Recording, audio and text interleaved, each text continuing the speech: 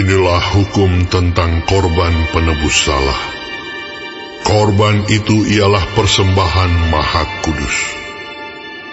Di tempat orang menyembelih korban bakaran, disitulah harus disembelih korban penebus salah, dan darahnya haruslah disiramkan pada mezbah itu sekelilingnya. Segala lemak dari korban itu haruslah dipersembahkan, yakni ekornya yang berlemak dan lemak yang menutupi isi perut, dan lagi kedua buah pinggang, dan lemak yang melekat padanya, yang ada pada pinggang, dan umbai hati yang harus dipisahkan beserta buah pinggang itu. Haruslah imam membakar semuanya itu di atas mezbah sebagai korban api-apian bagi Tuhan. Itulah korban penebus salah. Setiap laki-laki di antara para imam haruslah memakannya. Haruslah itu dimakan di suatu tempat yang kudus.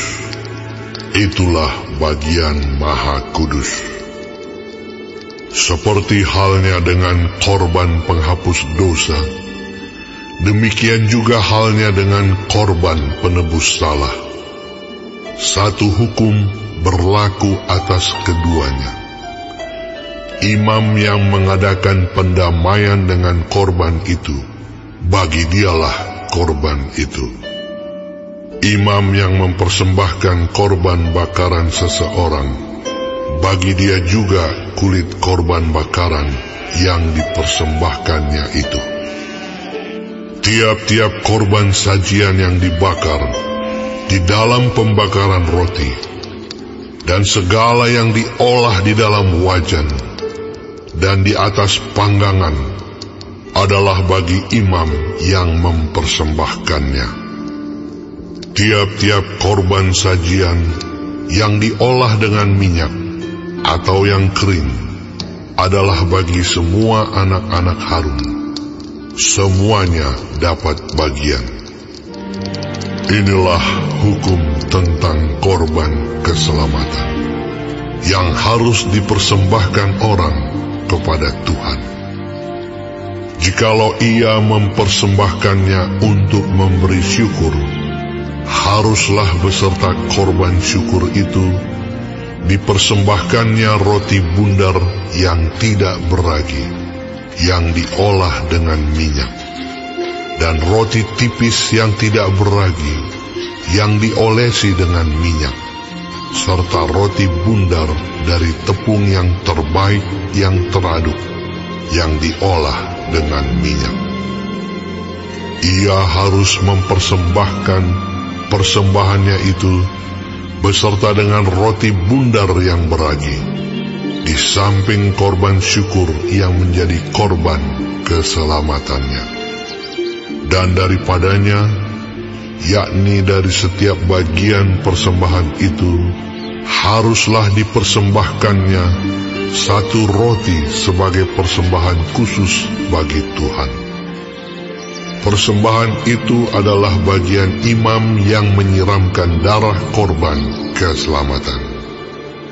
Dan daging korban syukur yang menjadi korban keselamatannya itu haruslah dimakan pada hari dipersembahkannya itu. Sedikit pun daripadanya janganlah ditinggalkan sampai pagi. Jikalau korban sembelihan yang dipersembahkan itu merupakan korban nazar atau korban sukarela, haruslah itu dimakan pada hari mempersembahkannya, dan yang selebihnya boleh juga dimakan pada keesokan harinya. Tetapi apa yang masih tinggal dari daging korban sembelihan itu sampai hari yang ketiga, haruslah dibakar habis dengan api. Karena jikalau pada hari yang ketiga masih dimakan dari daging korban keselamatan itu, maka Tuhan tidak berkenan akan orang yang mempersembahkannya, dan korban itu dianggap batal baginya, bahkan menjadi sesuatu yang jijik, dan orang yang memakannya harus menanggung kesalahannya sendiri. Bila daging itu kena kepada sesuatu yang najis, janganlah dimakan, tetapi haruslah dibakar habis dengan api. Tiap-tiap orang yang tahir boleh memakan dari daging korban itu. Tetapi seseorang yang memakan daging dari korban keselamatan yang untuk Tuhan, sedang ia dalam keadaan najis, haruslah nyawa orang itu dilenyapkan dari antara bangsanya.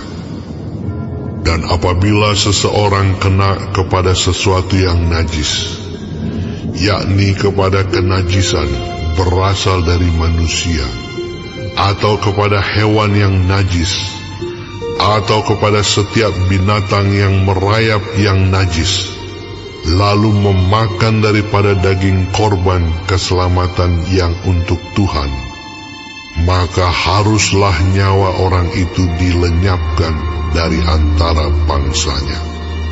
Tuhan berfirman kepada Musa, "Katakanlah kepada orang Israel, segala lemak dari lembu, domba, ataupun kambing janganlah kamu makan. Lemak bangkai atau lemak binatang yang mati diterkam boleh dipergunakan untuk segala keperluan, tetapi jangan sekali-kali kamu memakannya. Karena setiap orang yang memakan lemak dari hewan yang dipergunakan untuk mempersembahkan korban api-apian bagi Tuhan, nyawa orang yang memakan itu haruslah dilenyapkan dari antara bangsanya. Demikian juga janganlah kamu memakan darah apapun di segala tempat kediamanmu, baik darah burung-burung ataupun darah hewan. Setiap orang yang memakan darah apapun, nyawa orang itu haruslah dilenyapkan dari antara bangsanya." Tuhan berfirman kepada Musa demikian, "Katakanlah kepada orang Israel, orang yang mempersembahkan korban keselamatannya kepada Tuhan, haruslah membawa kepada Tuhan sebagian dari korban keselamatannya itu sebagai persembahannya. Dengan tangannya sendirilah harus ia membawa segala korban api-apian Tuhan.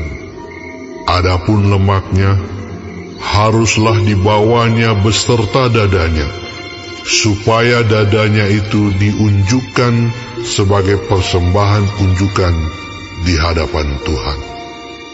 Lalu haruslah imam membakar lemaknya di atas mezbah, tetapi dadanya itu adalah bagian Harun dan anak-anaknya.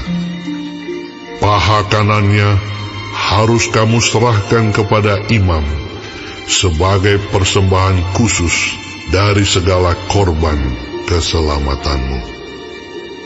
Siapa dari antara anak-anak Harun yang mempersembahkan darah dan lemak korban keselamatan, maka dialah yang harus mendapat paha kanan itu sebagai bagiannya.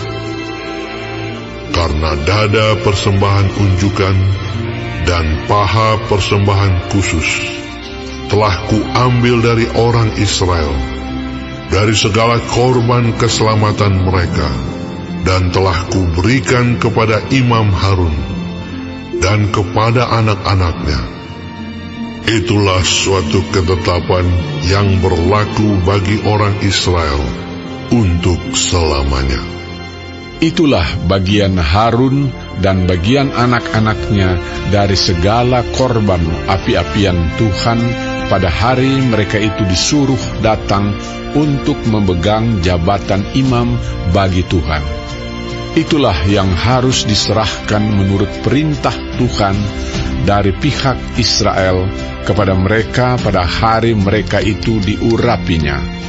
Itulah suatu ketetapan untuk selamanya bagi mereka turun-temurun. Itulah hukum tentang korban bakaran, korban sajian, korban penghapus dosa, korban penebus salah, persembahan pentahbisan, dan korban keselamatan yang diperintahkan Tuhan kepada Musa di atas Gunung Sinai pada hari Tuhan memerintahkan kepada orang Israel mempersembahkan persembahan mereka kepada Tuhan di padang gurun Sinai.